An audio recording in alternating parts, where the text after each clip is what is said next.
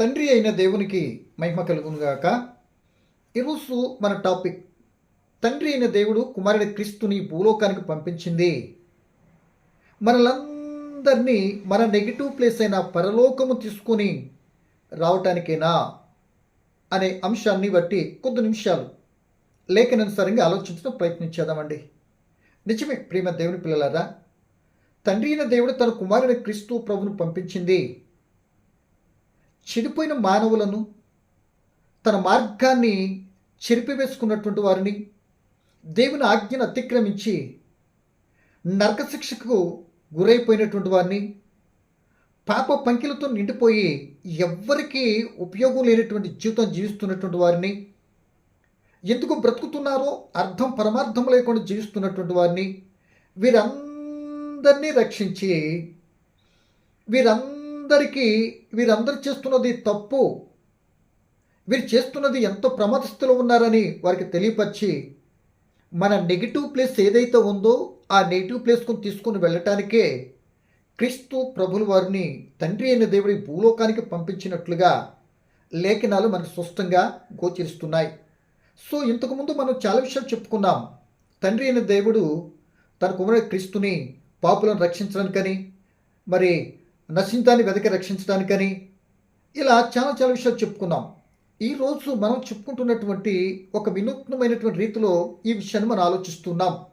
ఏంటా ఆలోచన అంటే, ప్రేమైన సోదరుడా, అంటే క్రీస్తు వచ్చింది మన నెగిటివ్ ప్లేస్ ఏదైతే ఉన్నదో ఆ నెగిటివ్ ప్లేస్కు మనల్ని తీసుకుని వెళ్ళటానికి ఆ పరలోకపు తండ్రి చేత కుమారుడైన క్రీస్తు ప్రభు తన నెగిటివ్ ప్లేస్ను విడిచిపెట్టి ఎందుకో టెంపరీగా ఈ భూలోకంలో తండ్రి చేత నెరవేర్చడానికి ఆయన నెగిటివ్ ప్లేస్ను విడిచి లోకానికి వచ్చి మనలను ఈ టెంపరీ వచ్చిన కొద్ది సమయంలో మనలను ఆ పరలోకానికి మన నెగిటివ్ ప్లేస్ తీసుకుని వెళ్ళటానికే పంపించినట్లుగా ఆ పనినే చేసి చూపించి పరలోకానికి మన నెగిటివ్ ప్లేస్ తీసుకెళ్ళటానికే ఆయన తండ్రి చిత్తాన్ని ఫుల్ఫిల్ చేసినట్లుగా లేఖనాల్లో స్పష్టంగా మనకు గోచరిస్తున్నాయి.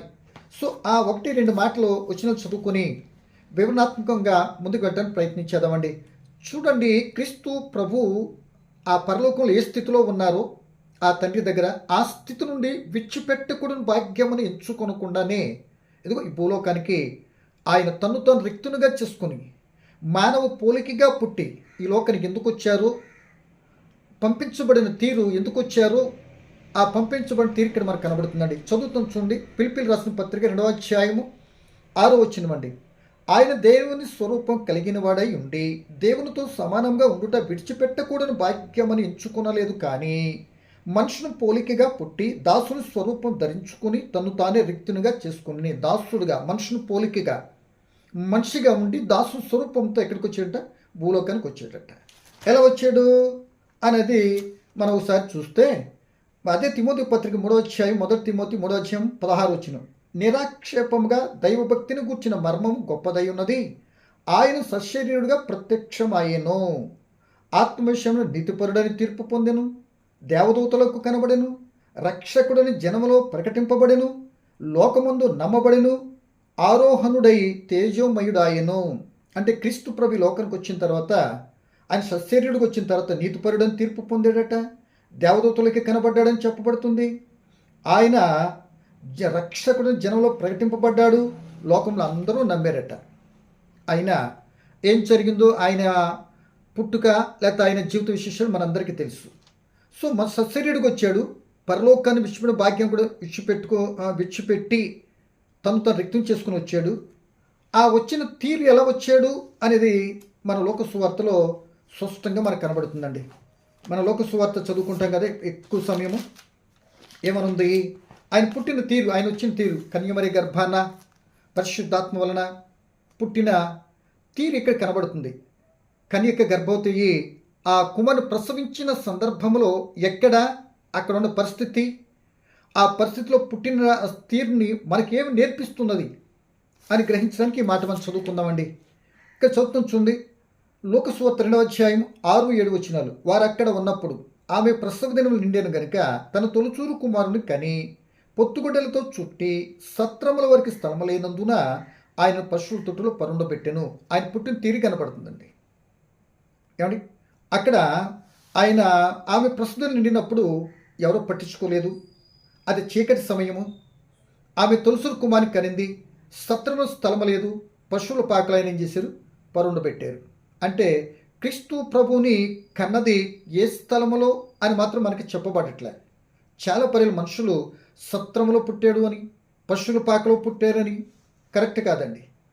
ఆయన పుట్టిన సందర్భాన్ని తీసుకొని సత్రంలో స్థలము లేనందున, ఒకవేళ సత్రంలోనే ప్రసవించుంటే ఇంక సత్రంలో స్థలం లేకపోవటం ఏంటి అనే మాట మనకి ఇట్టే అర్థమైపోతుంది కదా. అంటే వేరొక దిక్కుని అని మనం గ్రహించాలి. అక్కడ ఉన్న సత్రం లేదు కనుక ఆ కనిన శిశువుని తీసుకుని వచ్చి పశువుల తొట్టులు పరుండబెట్టారు. అది చీకటి, చాలా సైలెంట్గా ఉన్న సందర్భము. అంటే చీకటిలో ఆ చీకటిని ఛేదించుకుంటూ వెలుగుగా యేసు ప్రభువులో పుట్టినట్లుగా మనం గ్రహించాలి. ఆయన ఆ పరలోకములో ఉన్న తన నెగిటివ్ ప్లేస్ని విడిచిపెట్టి, తన సొంత నెగిటివ్ ప్లేస్ని విడిచిపెట్టి, ఇదిగో టెంపరీగా ఉండటానికి ఈ భూలోకానికి తను కలుగు చేసినటువంటి, తను సృష్టించినటువంటి భూలోకమునికి వస్తే ఆయనకి ఏం లేదు? స్థలము లేదంటండి. స్థలము లేదు. ఆయన చెప్పిన సందర్భాల్లో నక్కలకు బొరియలు ఉన్నాయి, ఆకాశ పక్షు గూళ్ళు ఉన్నాయి అని అంటున్నారు. కానీ ఆయనకి స్థలం లేదంట. మనకు కూడా అన్ని స్థలాలు అన్నీ మనకిచ్చాడు. కానీ మనం మాత్రం ఆయనకి స్థలం ఇచ్చినట్లుగా ఇక్కడ కనబడట్లేదండి ఆయన పుట్టిన సందర్భం. కానీ మనకైతే ఆయన స్థలం సిద్ధపరచడానికి ఎక్కడికి వెళ్ళాడట? పరలోకం చేరినట్లుగా, వెళ్ళినట్లుగా, పరలోకం స్థలం సిద్ధపరచున్నట్లుగా మనకు కనబడుతుంది. సో ఇక్కడ ఇంకో మాట ఏంటంటే, ఆయన తన నెగిటివ్ ప్లేస్ను విడిచిపెట్టి ఈ భూలోకానికి వచ్చింది ఎందుకు అని అంటే, ఈ పుట్టిన తీరు కనబడుతుంది. ఆయన పరలోకాన్ని విడిచిపెట్టిన తీరు కనపడుతుంది. సశరీరుడిగా వచ్చిన తర్వాత కూడా ఆయన ఏ విధంగా నమ్మారు, రక్షణ ఎలా ప్రకటింపబడ్డాడు అని కనబడుతుంది. ఇంత దేని స్థితిలో ఉన్నా, అన్ని విడిచిపెట్టి వచ్చినా ఆయన రక్షకుడిగా ప్రకటింపబడినట్లుగా పౌలు గారు తిమోతితో చెప్తున్న మాట కూడా మనకు అర్థమవుతుంది. సో దీన్ని బట్టి మనము మరి నెగిటివ్ ప్లేసు ఆయనది పరలోకం. సో మనదే ప్లేసు అంటే మనది కూడా పరలోకమే నెగిటివ్ ప్లేస్. సో మన నెగిటివ్ ప్లేస్ని మనం మర్చిపోయాం. ఎందుకు మర్చిపోయాము? అది కొద్దిగా వివరిస్తూ ఆ మర్చిపోయిన స్థితిని మనకు తెలియపరిచి, ఆ పరలోకం వెళ్ళటానికి నేనే మార్గము, ఇదిగో ఆ పరలోకంలో మీరు నాకు స్థలం ఇవ్వకపోయినా మీకు పరలోకంలో స్థలం సిద్ధపరిచాను, అక్కడికి రావటానికి నేనే మార్గం, అక్కడికి వెళ్ళాలి అంటే అని మన పౌరస్థితి ఎక్కడైతే ఉందో మనకు తెలియపరిచి, మనం ఇక్కడ వాళ్ళము కాదు, ఈ లోకముందు నాశ గతించిపోతుంది కనుక ఈ లోకం టెంపరీ ప్లేస్, ఇదిగో చూడు నేను కొన్నాళ్ళ నుండి మీకు చెప్పి చనిపోయి నేను పరలోకం వెళ్ళిపోయాను, మీరు కూడా అక్కడికి రావాలి, అందుకే మీకు నెగిటివ్ ప్లేసు పరలోకము అని చెప్పడానికి వచ్చాను అన్నట్లుగా ఆయన బోధలో ఆయన చెప్పిన తీరు మనకు చక్కగా అర్థమవుతుంది. కనుక ఈ సమయం బట్టి ప్రియ దేవుని పిల్లలారా, ఆయన చూసినట్లయితే ఈ లోకంలో కూడా నెగిటివ్ ప్లేస్ జనసంఖ్యలు వ్రాయబడతాయండి. అదే మరియా యోసేపులు నజరేతు నుండి బెత్లెహేము ఈ లోకపు జనసంఖ్యలు నెగిటివ్ ప్లేస్కి వెళ్ళాలి అని ఇక్కడ భౌతికంగా కనబడుతున్న నెగిటివ్ ప్లేస్ అయితే అర్థమైంది కనుక వెళ్ళి మరి లెక్కలో ఆ జనాభా లెక్కలో రాయించుకున్నారు. ఈ లోకంలో కనబడుతున్న తీరును బట్టి ఆ రాజులు నిర్ణయించిన నిర్ణయాన్ని బట్టి జనాభా లెక్కల్లో రాయించుకున్నారు. బాగుంది. మరి ఈరోజు మనం అసలు నెగిటివ్ ప్లేస్ ఎక్కడ? ఇది టెంపరీ. ఇక్కడ రాయించుకున్నంత మాత్రాన అది పరలోకానికి అర్హత సంపాదించినట్లు కాదు. ఇక్కడ ఒకవేళ మనకి ఏదైనా చిన్న చిన్న విషయాలు ఏదైనా రాయలేదనుకోండి, ఎంత గోలెత్తిపోతామో ఏమండి. కనుక మనం నెగిటివ్ ప్లేస్ ఎక్కడ అంటే పరలోకంలో ఉంది. ఈ నెగిటివ్ ప్లేస్లో రాయించిన ఇది కాదు, కానీ మనం ఇక్కడ ఉన్నాం, కానీ మన పరలోకం నుండి వచ్చినటువంటి వారు, తండ్రిలో ఉండి తండ్రి నుండి మనం ఈ లోకానికి సమయానుకూలంగా సందర్భాన్ని బట్టి పంపించబడినటువంటి వారు, ఆయన చిత్తాన్ని బట్టి ఆయన చిత్తాన్ని నెరవేర్చిన నిమిత్తమై అలా వచ్చి మనం ఏం చేసామంటే మన స్థితిని మర్చిపోయి మన మార్గాలు చెరిపేసుకున్నాం. ఒకప్పుడు నోవకాలం నాటి ప్రజలు కూడా చెరిపేసుకుంటే జలప్రలయంతో ముంచేసినట్లుగా తుడిచిపెట్టినట్లు మనకు అర్థమవుతుంది కదండి. కనుక ఇక్కడ కూడా మనం మర్చిపోయాం. కనుక ఇక్కడ చెప్పబడుతున్న మాట మీరు ఒకసారి ఆలోచించినట్లయితే ఫిలిప్పీ పత్రికలో మన యొక్క పౌరస్థితి ఎక్కడుందో చెప్తున్నాడండి. ఎక్కడ చూడండి. ఫిలిప్పీ పత్రిక 3వ అధ్యాయం 20వ వచనం. మన పౌరస్థితి పరలోకమందు ఉన్నది, అక్కడ నుండి ప్రభువైన యేసుక్రీస్తు అను రక్షకుని నిమిత్తము కనిపెట్టుకొని ఉన్నాము. మన పౌరస్థితితో వెళ్ళటానికి ఆయన తీసుకెళ్ళటానికి రాబోతూ ఉన్నాడు. ఆయన వచ్చి మీరు ఈ లోక పౌరులు కారు, ఈ లోక పౌరసత్వం కాదు మీది, ఇక్కడోళ్ళు కాదు మీరు, పరలోక సంబంధమైనటువంటి వారు కనుక మీ నెగిటివ్ ప్లేస్ అది. మీ నెగిటివ్ ప్లేస్లో మీరు పోగొట్టుకున్నటువంటి అక్కడ స్థలంలో నేను స్థలం సిద్ధపరుస్తున్నా కనుక నేను వచ్చి తీసుకుని వెళ్తాను, మీరు పరలోకపు పౌరులు అని చెప్పినట్లుగా మనకి ఎక్కడ కనబడుతుంది. ప్రియమైన దేవుని బిడ్డలారా, వచ్చి తీసుకుని మన పౌరసత్వం ఎక్కడ ఉంది? పరలోకం. అంటే క్రీస్తు ప్రభు వచ్చింది ఎందుకు? ఆయన నెగిటివ్ ప్లేస్ విడిచిపెట్టి వచ్చింది ఎందుకు? ఆయన ఉన్నటువంటి నెగిటివ్ ప్లేస్లో మనం ఉండాలి కనుక, మనది కూడా అదే కనుక ఆ నెగిటివ్ ప్లేస్లో మనం ఉండటానికి ఆయన తీసుకెళ్ళటానికి వచ్చాడు. అంటే అలా వచ్చింది. ఎలా వచ్చాడు? కన్యమరి గర్భాన ఈ లోకానికి వచ్చాడు. ఆయన నెగిటివ్ ప్లేస్ విడిచిపెట్టి ఈ లోకానికి వచ్చాడు. ఈ లోకానికి వచ్చి ఈ లోకపు చరిత్రలో భాగమయ్యాడు. ఈ లోకపు చరిత్రలో భాగమవటం కారణంగా కాలచక్రం 2 భాగాలు అయిపోయినట్లుగా మనకు కనబడుతుంది. క్రీస్తుకు పూర్వము, క్రీస్తు శకముగా మాట్లాడుతున్నాం. అంటే క్రీస్తు ప్రభు వచ్చింది ఎందుకంటే ఆ పరలోకంలో తన నెగిటివ్ ప్లేస్ విడిచిపెట్టి ఈ లోకపు చరిత్రలోకి ఎందుకు వచ్చాడంటే, ప్రియ దేవుని పిల్లలారా, చెడిపోయిన మానవులైన అందరూ వారు పాడు చేసుకుని వారి యొక్క పౌరసత్వం పోగొట్టుకుంటే, స్థలం పోగొట్టుకుంటే దానిని వారికి ఇవ్వటానికి, ఆ పరలోక సంబంధమైన ఆ స్థలంలోకి వెళ్ళటానికి మార్గం చూపటానికే అంత దీన స్థితిలో చీకటిలో నుండి వెలుగుగా స్థలము లేనటువంటి ఇక్కడ స్థితిని బట్టి అక్కడ పరలోకంలో స్థలం ఉందని చెప్పుతూ ఆ పరలోకానికి వెళ్ళాలి అంటే మార్గం నేనే మీ పౌరస్థితి ఇక్కడోళ్ళు కారు అని జ్ఞాపకం చేస్తూ ఆయన ఆ పరలోకంలో స్థలం సిద్ధపరచడానికే మన నెగిటివ్ ప్లేస్ తీసుకుని వెళ్ళటానికే ఆయన వచ్చినట్లుగా మనకు కనబడుతుంది. కనుక ప్రియ దేవుని పిల్లలారా, ఈ మాటను బట్టి మనం ఆలోచన చేస్తే అబ్రహాం గారు అంటారు, ఇదిగో మనం ఏ దేశం నుండి వచ్చాము? హెబ్రీ పత్రిక 11:5-15 అంటాడు. 11:15లో మనం ఏ దేశం నుండి వచ్చామో ఆ దేశం గుర్తుంచి మనం వెళ్ళిపోవచ్చు కదా. అది పోగొట్టుకోబట్టే మన ఈ లోకంలో కాయకల గెరగెరగెరగ తిరుగుతున్నాం. వారి మీద దేవుని యొక్క సంకల్పము చెడిన మానవుణ్ణి, పూర్వపు దశలో నీతిమంతుడుగా యథార్థవంతుడుగా ఉన్న మానవుడు చెడిపోయాడు కనుక ఆ చెడిపోయిన మానవుడు రక్షించడానికే బైబిల్ స్టోరీ అంతా కూడా బైబిల్ చుట్టూ తిరుగుద్దండి. ఆ ఆయన రక్షించడానికి వచ్చిన క్రీస్తు మరలా తిరిగి యథార్థవంతుడిగా దేవుని దగ్గర ఉన్న స్థలం తీసుకుని వెళ్ళటానికే మన పౌరసత్వం అక్కడ ఉంది. మన నెగిటివ్ ప్లేస్ అది. ఆ ప్లేస్ తీసుకుని వెళ్ళటానికే క్రీస్తు లోకానికి వచ్చి తన చిత్తం జరిగిస్తున్నట్లుగా మనకు అర్థమవుతుంది. కనుక నా ప్రియమైన దేవుని పిల్లల రెండవ మాటగా చూస్తే ఆయన ఏమంటాడంటే మనల్ని ధనవంతులు చేయటానికే వచ్చాడు.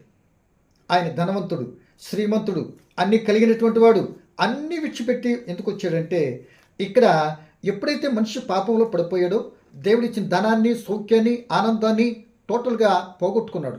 ఆ పోగొట్టుకున్న దాన్ని ఇవ్వటానికి, ఆ పోగొట్టుకున్నట్టు ఆనందాన్ని మరలా తిరిగి పొందుకోవటానికి పాపము దేవుడిచ్చినటువంటి మనం చేసుకున్న పాపము ఆనందాన్ని, ధనాన్ని మొత్తం అంతా కూడా పోయింది.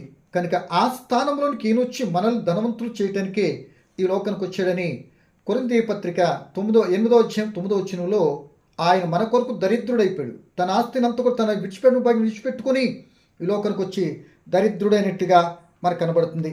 కనుక ప్రియమైన దేవుని పిల్లలరా, మనం ఎలా అవుతాము? విశ్వాసంలో భాగ్యవంతులుగా మనం ఉంటున్నాం. ఏమండి? రెండో మాటకి చెప్పండి, విశ్వాసం అనేవారు భాగ్యవంతులుగా ఉన్నాం. నమ్మితే భాగ్యవంతులు అవుతాం. ఎలాగా అనంటే, ఆయన పుట్టింది చీకట్లో పుట్టి మనకి ఎలిగినట్టు పుట్టాడు. ఆయన స్థలం లేకపోయినా మన స్థలం సిద్ధపరచడానికి వెళ్ళాడు. మనము దేవుని కుమార్తెలుగా ఉండాలని నెగిటివ్ ప్లేస్ విడిచిపెట్టి ఈ లోకానికి వచ్చి మనకే ఏం చేస్తున్నాడంటే పరలోకంలో మన నెగిటివ్ ప్లేస్ తీసుకుని వెళ్ళడానికి మార్గమై ఉన్నాడు. 4వదిగా ఆయన మన దరిద్ర స్థితి నుండి ధనవంతులు చేయడానికి ఈ లోకానికి వచ్చాడని మనం చదువుకుంటున్నాం. అంటే ప్రేమ సోదరుడా, సహోదరి, ఈ ధనవంతులంటే ఈ యొక్క భూలోకంలో ఉన్న ధనవంతు కూడా ఆయనతో తీసుకొచ్చిన సరిరాదు. కానీ ఆయన పరలోకపు